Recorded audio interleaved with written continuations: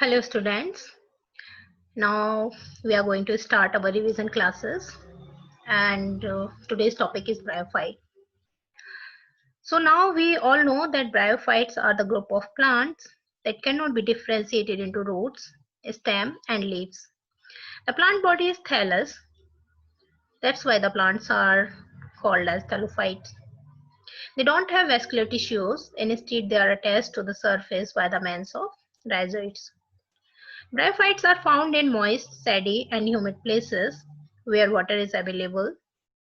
So the bryophytes are also known as the amphibians of plant kingdom because they require water for their fertilization processes. Bryophyte life cycle comprises of two phases, gametophytic phase and sporophytic phase. Gametophyte is a thallus structure that is dorsiventral. That means dorsal and ventral surfaces are morphologically different. Dorsal surface bear specialized structure for sexual reproduction as well as for vegetative reproduction, whereas the ventral surface bears the rhizoids that helps in the attachment to the surface. Just like root, the rhizoids also provide anchorage support and help in the absorption of water and minerals from the soil. Bryophyte thallus may be monoecious or dioecious. Monoecious means male reproductive organs and female reproductive organs both are present on same plant body. And dioecious means male and female plant are different. In bryophytes, male sex organ is known as antheridia and female sex organ is known as archegonia.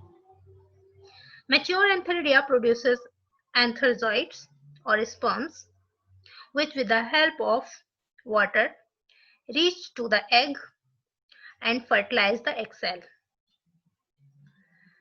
And with the development of zygote, diploid phase of bryophyte, that is sporophyte, start. So the sporophyte can be differentiated into foot, seta and capsule. Foot is embedded into gametophyte and it is totally dependent on gametophyte for food. The capsule produces sporangia. Sporangia produces spore mother cells which undergoes haploid meiotic division to produce haploid spores. The haploid spores, when germinate, produces new gametophyte plant body. So in bryophytes, we see the alternation of generation where the haploid gametophyte phase is alternate with the generation of diploid sporophyte phase.